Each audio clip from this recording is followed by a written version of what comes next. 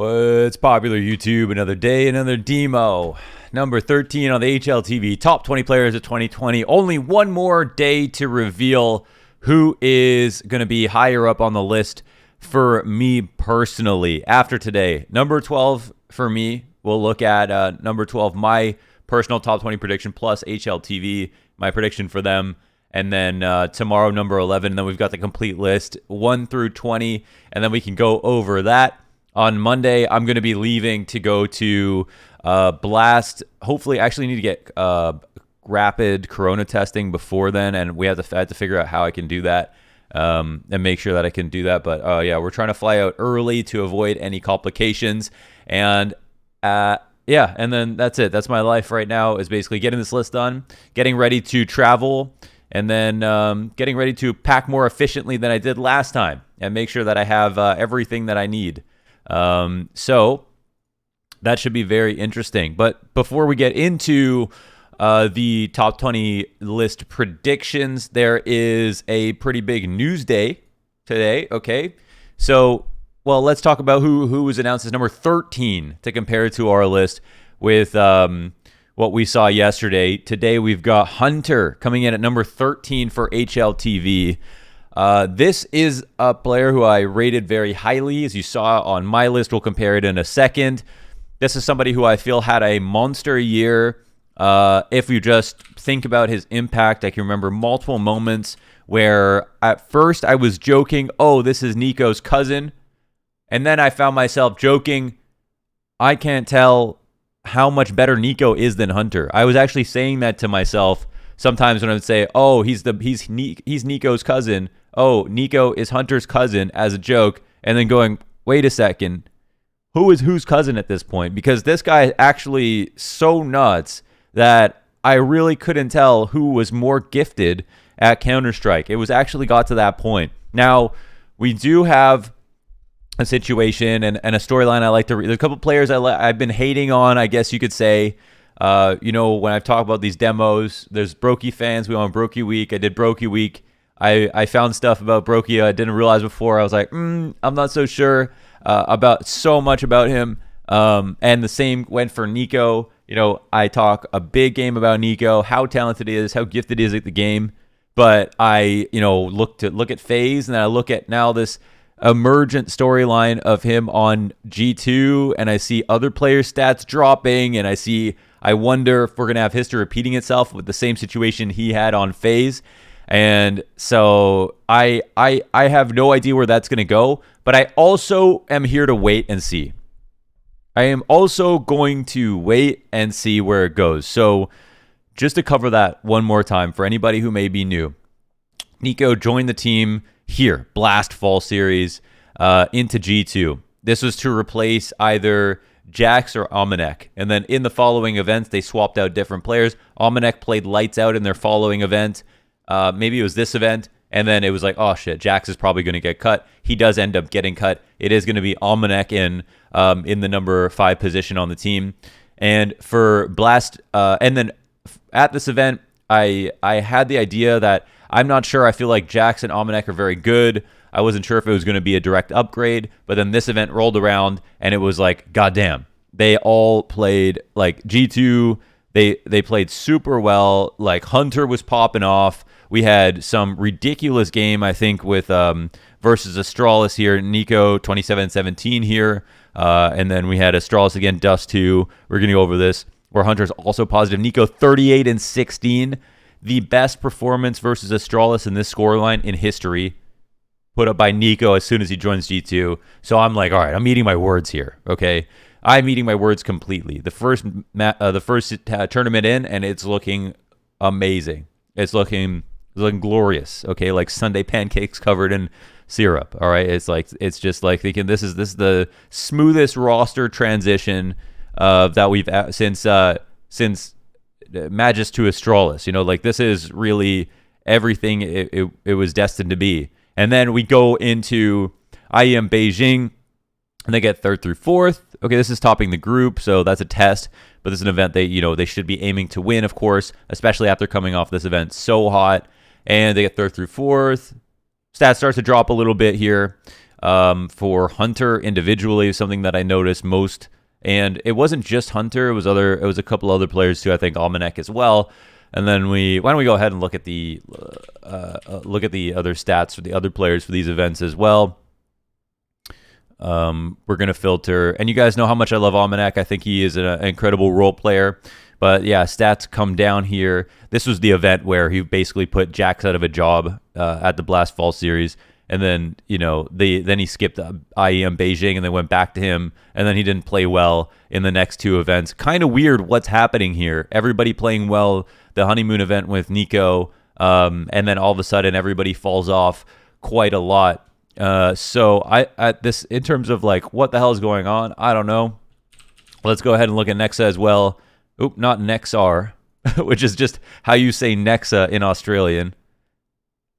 Now we got Nexa. We're gonna go ahead and go do events here, and same thing. Drop off for the last 3 events of the year.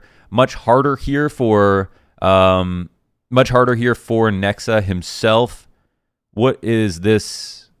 Why is Fall Finals the last event listed here? Fall Finals Beijing 5th through 6th. Oh, sorry. Yeah, starts with Fall Series, ends with Fall Finals. Right. Okay. So Fall Series, positive. Few events, 5 of 6 positive, including one with Nico. 3 events in, things start to go awry. So I don't want to speculate too much about like what Nico is causing to the teams he joins.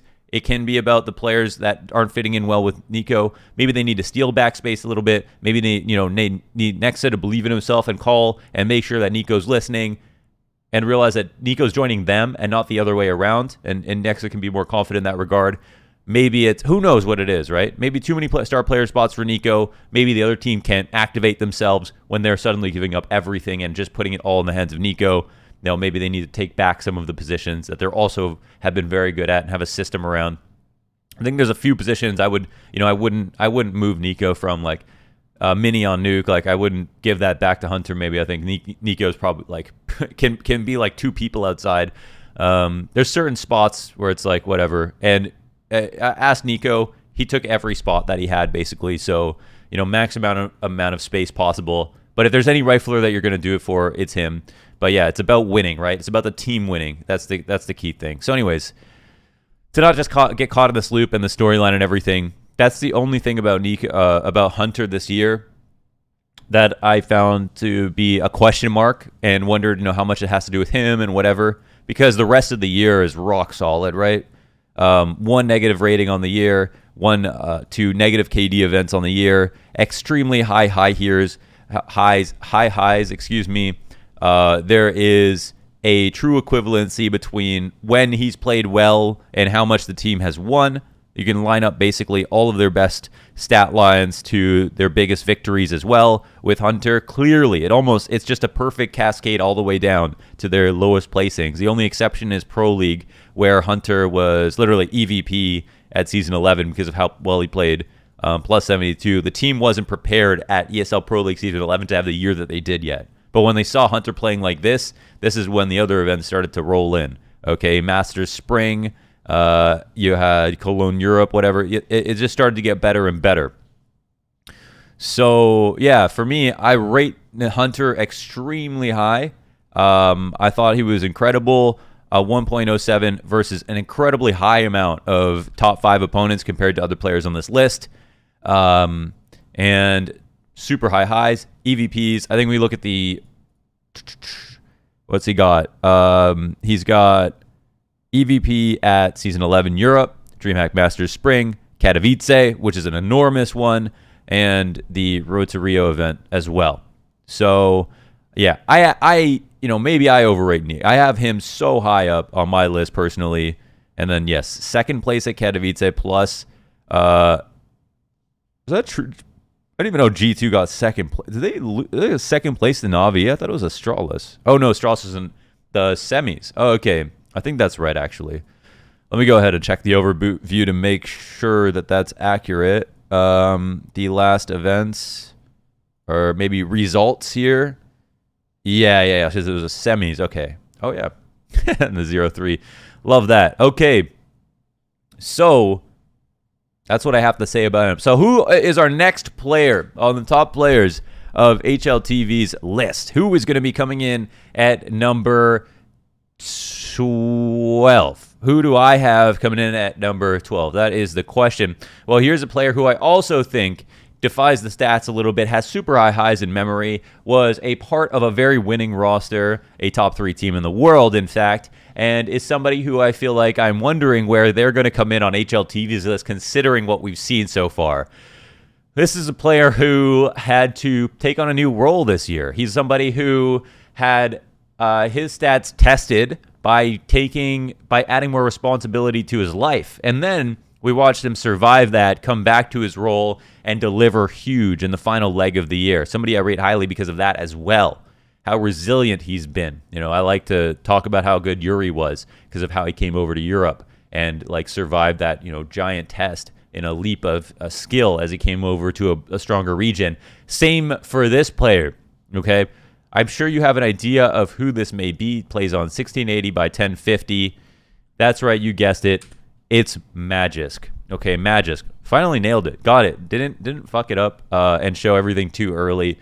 Got to lead in a little bit. Magisk is the guy that I think is coming in at number 12 for HLTV. Now, I don't think that's actually going to happen anymore. I mean, I don't believe in my list at all at this point, but I think I have one person out of the players that have been listed so far, and I really fear for Config, for Stown, for basically everyone except Yuri and Elige are on the list, but we'll see where Elige comes in. But let's see. Okay, we've got 1, 2, 3, 4, 5, and then Hunter as number 13. So you've got 5 NA players. We know Elige is coming in at 6. In 2019, there were 7 North American players, and in 2020, believe it or not, we already have 6. Unreal. But to be fair, that might be the last of them. It might end at 6. Elige might be the last one. We will see. We will see. On my list, my personal top 20, I had Blame F. Not because I hate Blame F. I love Blame F. I rated him very highly on the HLTV list. He's just somebody, again, kind of like Montu, snuck up on me. Didn't realize he had such a fantastic year. The stats show it. The consistency shows it. The results show it. The demos show it, honestly. Like, people call them a baiter. Watch the Blame F video. I think it was... When did we do the Blame F video? Well, we did him at number 6. So is he the number 6 player of the year in the video? That demo was a perfect example of when he is a hard lurk, but also has incredible impact in the rounds. So, yeah. Read into that as you will. I do think he's an amazing player. I think he's shown a lot. And I'd love to get a chess match set up between me and him on LAN. That's my goal for this year. If we ever get players back to LAN, we could do a cool like projector in the back, chess.com, sponsorship. Me and Blame F playing over-the-board chess, which I'd be extremely scared to do, and just doing it 1v1 chess, 1v1 DDoS 2 chess. And, yeah, that would be sick. That would be a sick content piece. I think it would be really fun. Okay, let's get into the demo, okay? We got Magisk, and I wanted to take a look at his event history. Here is a strong performance. Katowice is, in fact, his strongest of the whole year. And then, you know, some events where he had to play where... Okay, not great at the global challenge, but they won, so it's a little bit weird. I do remember some good rounds from him, despite, I guess, clearly underperforming overall. Spring and Beijing, so a couple events at the end of the year, not too strong, but again, very, very high highs. Very winning roster, lots of wins with him playing well. Overall, Astralis playing cream of the crop matches constantly. So it's a bit hard to compare one-to-one with other teams sometimes. And yeah, that's it. Let me turn Sorry, I had my heater turned on. Yeah. I mean, it's hard to play. It's one of those players that's hard to place. I can't imagine him outside the top 20 this year with Astralis rated as the #1 team of the year. Like I guess Dupree could be over him potentially. Yeah. But anyways, we'll see about that. I want to go to what I felt like was his best event of the year, which was... This is Katowice. So when we look at... He averaged at Katowice a 1.53 in the 2 maps that they played versus top teams. 1.2. Just crazy, crazy stuff here. And those two maps, here is one versus Fnatic on Overpass, one versus Vitality on Overpass, one versus Cloud9 on Overpass. I picked the Fnatic one as the highest rating, I believe. I think that's the map I played that we're going to go ahead and look at. Yeah, Vertigo Overpass. I think Vertigo is one of his standout maps of the year. Insane 8 anchor. And that's Vertigo is the map where I looked at him and I was like, this is like the highest of highs in terms of riflers, right? Like sometimes when he's rifling, he looks like Nico in the amount of like crazy multi-kills that he can get constantly, which is quality maybe I don't see quite as much in Dupree, but then again, Dupree was also very standout on Vertigo this year. I mean, I don't even know if that's fair to say, to be honest, but yeah, just some Imperial kind of observations. Let's go ahead and look at the match. Here we are. Overpass. I mentioned to you guys that I wanted to do something like comparing, I wanted to compare two people, similar positions, and, oh, I think I need to adjust this actually. Yeah, let me go ahead and adjust this. I totally forgot to do that because I have it fit the screen. He is on 1680 by 1050, but I have to stretch it out this time because, of course, he is not playing on black bars. And I'm going to move my camera over. No problem. We got a little bit more room for it. Beautiful stuff. Here it is. Flash out. No one's come B just yet. And sorry, I have to organize my computer a little bit better. Here we are. Missing nothing at all. Magic's coming in. Beautiful camera work by me. Just for the final 3 kills. Watch, Magic's going to go ahead and grab this one at 2. I actually really like this crosshair. I like it. It's bold. It's very classic, but at the same time, it's kind of like it's a modern style 1.6 crosshair. It's a little bit smaller. It's a little bit brighter than just the classic green. I'm a huge fan of this crosshair. Wow, I actually love this crosshair. This might be a crosshair that I switch to. I'm loving what I'm seeing here. I need to get the color code for this bad boy. Is this Listerine green aesthetic is really appealing to my eyes, and it's working too. I mean, if there's any reason Magic is a good player, I'm sure we can all agree at this point it's because of his crosshair. What a pistol round we just witnessed. So here's a spot that's kind of cool, and it's one where sandbags is an impenetrable thing, so just sitting behind it is nice. You create a headshot angle for yourself, and minimizing your model whenever you want to take fights is always a good idea when you can. Someone spotted here at long A on his radar, as we saw. But he can drop off when he gets the kill, and he's also in a safe spot when he drops off, right? So sometimes the mollies can come over towards the ramp, but he can fall back to the back of pit, which is a nice spot to be in. Now let's pay attention closely to the angles that he plays when he's fighting against short and how he doubles up for long as well. Playing right now on the wood wall to look for both positions. And he's going to be the person who, I mean, it depends who takes first contact. Depends if his teammate gets flashed in the back or not. But he's going to be a critical component to really stopping anybody from exiting. You can see he's very paranoid about the thought of a B split coming in. And playing close smokes like this is a good way to dodge flashes, even though a nose flash could come his way. Teammate in the back, but it looks like it is finally going to be an A hit. And we just see how Magisk is preparing for that when he really believes that it's going to be an A site hit. Now we have Bathrooms control on the retake. Magisk throwing his flash up and over. Be very careful with your retake flashes. You can so easily blind your teammates. When you're doing set executes, it's a little bit different, but when you're retaking, you have teammates coming in from CT spawn and like brand new positions every time that are being improvised. Oh, free stick. It can be very easy to flash your teammates, and sometimes it's better to just not flash if you're not exactly sure what's going to be blinded or what you can call for sure.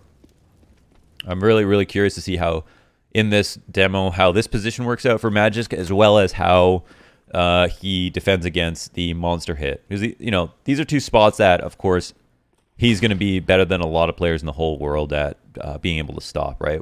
One of those, in your mind's eye, ultimate B anchors on Overpass. Like, you're kind of flamey. He's just, I think there's a chant in Danish, and it's, I heard that. I heard that there's a chant in Danish at lands when Magisk puts up like a rock solid hold. They say pussy Magisk is a wall. You heard me correctly. They say pussy Magisk is a wall. I don't know why. They say it in Danish, and I don't know how to say that in Danish. And I'm clearly, I could be being trolled. But I've heard this from more than one person. And I don't know why. But it's true. It's true. At least the second part. I don't know what the first part is. I don't know what that means. But yeah, he is kind of a wall. He is that kind of rifler. CT side, I'd put him on any dream roster in my top 5 CT players for sure. All right, so, okay, let's see how he works from the barrels. He's just taking a couple of peeks to bait their attention in, and he does do a good job of that. He's got another duel coming out from Monster. You see, that it was just a straight-on pre-fire in a Flusha. You could tell from the way he shot, so... You know, it's barrels is the position that's the most highly pre-fireable spot on the site. So you've got to keep that in mind when you're dueling, right? If you've got the pre-aims lined up and you know where people are going to peek you from, if it's a highly pre-aimable spot, it's highly counterable for the same exact reason. You can pre-fire back. You can, like, you know, make sure you don't just, like, commit first, get the info, and then shoot. Really try to cheese it, because a lot of the times, if you try to go for the super perfect lined up shot, you're just going to get punished, because everybody knows how to clear barrels. That's just a given. It's a strong spot, but it's also a double-edged sword, because every strong spot is countered a lot. It's kind of like being Astralis, right? Like, they're the strongest team, but it's a double-edged sword because now they're the most studied team in the game. It's kind of exactly the same as that. Can I just say, what an analogy by me. Wow. Wow. Unbelievable analogy by me. Okay. Are they going to come off? Damn it. Within seconds. No way. They all have... Oh, no way. Okay, we got to give that the respect. Shoot. I just skipped forward. Or skipped back. Damn it. I'm not... I don't know if you can see this. No, you can't see it. I was not clicking there. Oh, this man's already on an SG. I think he picked that up from the last round. So let's go back to 4-0. Let's go back to 4-0 here. I think this will be it. Please have the MP9 on this round. No, it's 3-0. Okay, hold on. We're going to go back one more. I'm sorry. We have to watch that. I really hate this demo viewer so much. This will be the #1 thing I'm excited for when it comes to Source 2, is the fact that Hammer will be different, the demo viewer will be different, and of course we'll get the updated maps. Okay, let's go ahead and take a look at this push one more time. It looks like it's a mixed buy here from Fnatic, but it should have been a fully, because Magisk got 4 kills with just this MP9 alone. The MP9 capillary. Oh, okay. Wait, capillaries are like the tiny blood vessels. So these are like, you can see them in your ear because the skin is so thin. I think those are the capillaries that you see. So kind of a gross design for a weapon skin, but they made it look cool. I like that. Even though that's a very strange name to me and a very strange idea. I'm into it. I'm not going to fast forward at all. I don't know when the duel is coming. I can't be trusted on the fast forward button. I have the hottest fingers. I'm constantly pushing fast forward when I don't need to. You can feel the action coming. Like, you can just feel it down in your plums right now. It's just right around the corner. Here it is. First and second MP9 kill. Again, pre-firing, very important when you know where someone is. Don't pretend that you don't know. You know, okay? And this is just ridiculous. Through the fence. Through the fence. JW wanted all that smoke, but he regretted it. He regretted it. What a hold. I think it's M4 turned SG next round. Yeah. Oh, he tries to turn from the second flash. Almost is fast enough, but there's no one to actually come out. So sometimes on a default for the T side, you're throwing a flash just to bait out, like, let's say Glaive out of spawn. He's like pretty confident it's going to be a B hit. And even Glaive gets out-read sometimes. He's pretty confident it's going to be a B hit. So everybody on the B site has this seed planted in their head. Okay, I think it's going to be a fast B. So if you think that, and Fnatic realize you think that as well, for whatever reason, conditioning, whatever it is, then if they throw one flash and don't exec, you're going to just you're going to just like you're going to take your utility belt off and just throw it all at Monster if you're scared enough. That doesn't happen here, but I just want to explain why someone might throw a flash at the beginning of the round.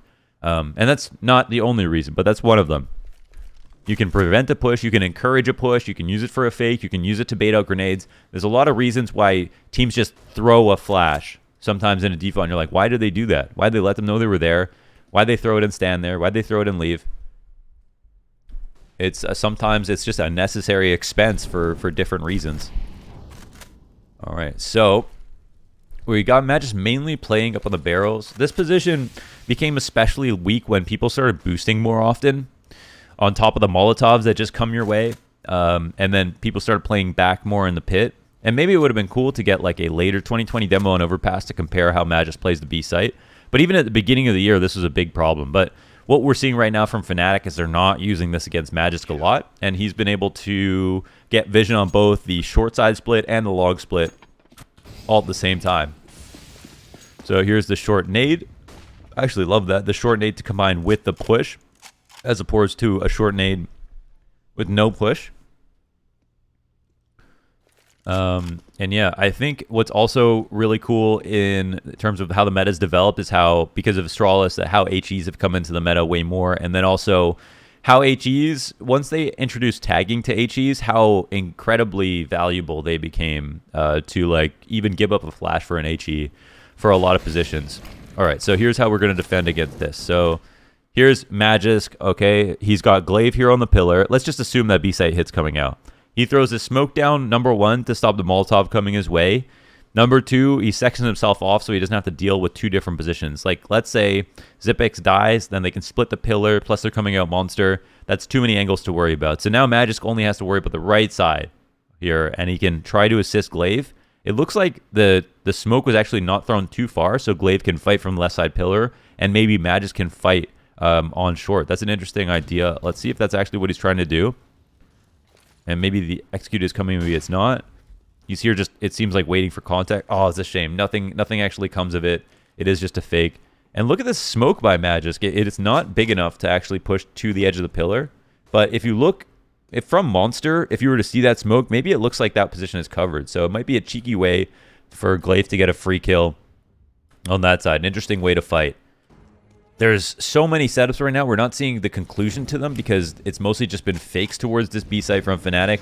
But I would really, really love to see what happens in the circumstance that he does try to pull that off. Nice SIG spray here with the combined flash from Glaive.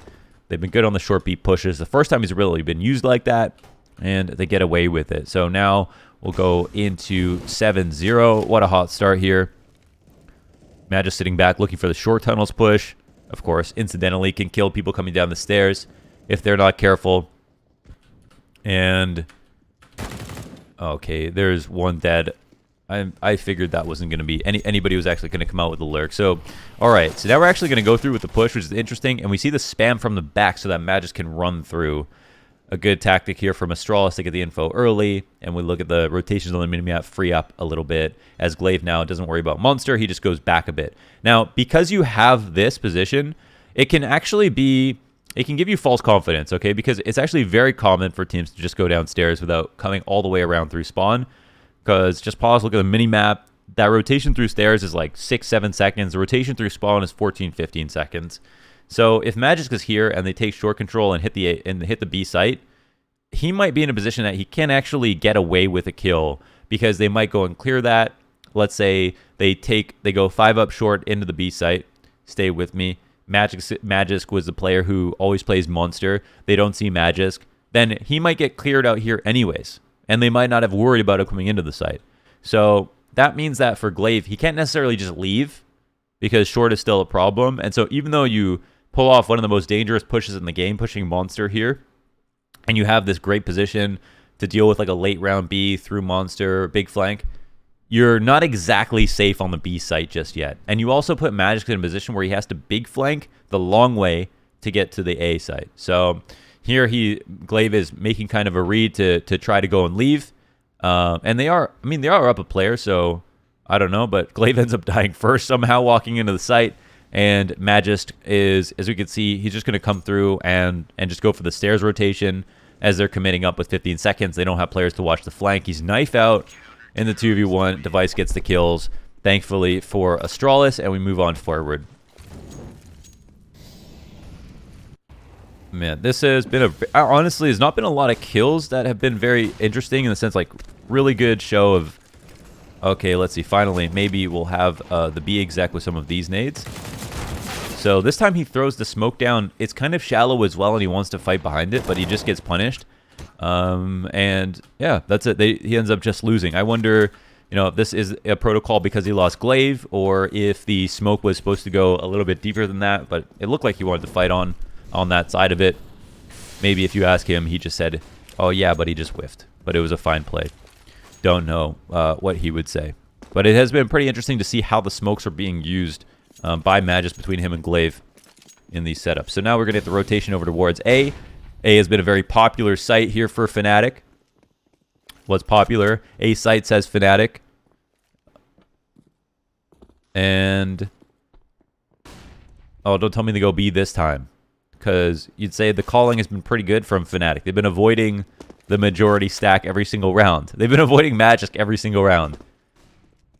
It feels like a game where Magic could have gotten so many more kills. He already had 15 kills in this half, and they're up 8-1, and he's barely even seen them, I feel like. So let's see how hard Magic commits. Okay, commits heavily. He misses the water, takes 25 damage. Glaive is here on Monster. Brolin takes him out. Okay, let's see how he maneuvers. He wants to take care of that Monster hit, but then Crims comes up short, and it's an awkward spot. 1v2 from Device. He's going to save it, and he gets a kill in the save. Okay, 2 kills early on the A site. Emergency rotation over. Just a Deagle to work with. God damn it. Did he really get 2 Deagle shots there? Okay, we have to go take a look. we must go ahead and check that out. This is where he's getting the kills. Sometimes on these like full-on hits where Magic needs to recover like a disadvantaged position, it's been a bit rough for him. Okay, let's see. He'll move on up. And I mean, here he's playing carefree, right? He knows his teammates are dead. It's 4v2. Anything he gets is a blessing for the team. A beautiful adjustment. He just holds strong on his crosshair placement and nails Brolin 2 for 2 on the round. When he shoots, he don't miss. A Deagle once again. And of course, Magic has an absolutely absurd Deagle. You can see his crosshair placement here. He's holding out a bit wide on the Monster hit. Now he's going to watch to cover the smoke. He sees someone's head. He doesn't want to fire back just yet. But now they make contact with him. And you've got to be very careful about how you commit on these positions. But playing and getting kills from the back of the pit is an important part of the CT side. And now, I mean, Astralis is starting to get comfortable in the B site. They're overstacking it with 4. They're not seeing anything towards Monster. And Fnatic are calling towards A. So far, I mean, pretty impressive. Golden has been good about, like, getting off to the correct site with his team, even though his team hasn't always won. And now we're wrapping up here. Last 3 rounds. And maybe last 1 or 2 rifle rounds we'll see. In initial 2 kills for Astralis to kick things off, and it's just an emergency situation for Fnatic. And we can see from Magic's position, it's very hard to tell what what Fnatic want to do. We've seen a smoke, a flash here. It's been a little bit different every single time. He's been uncomfortable when it comes to the rotate. He's been just like kind of completely wrong when it comes to like, oh, how he feels about it until the last second when he sees the bomb on the radar. So it's kind of cool that we're seeing such good plays come out of Fnatic in that respect. Nate here in the short tunnel. Round number 13.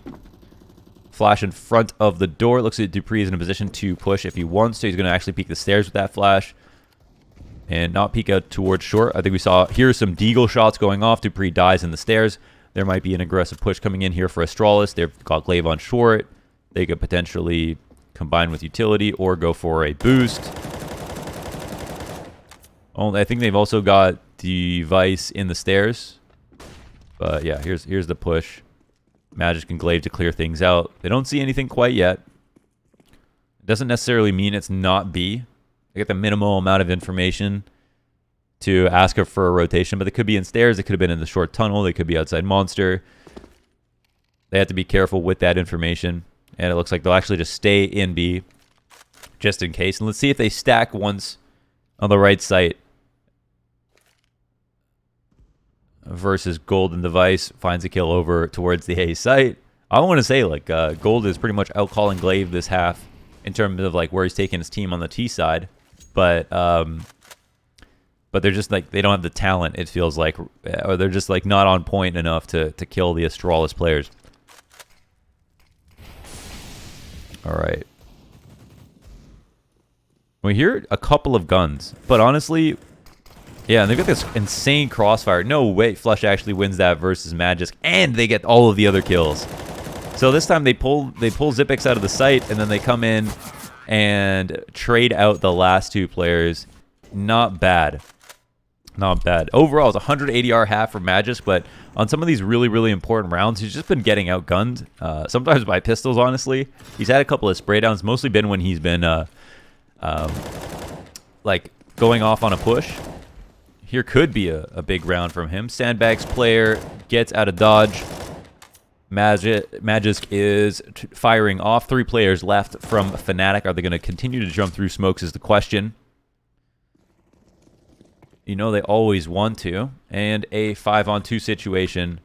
And it looks like not much to do. Device ops some last 2 players. So that's not exactly the Magisk demo that I thought we'd see. That was one where it felt like Magisk was better. He was better doing the aggressive stuff, which I know he is good doing that, but less good in the actual holds, which is what I was looking for. These like insane B-side holds.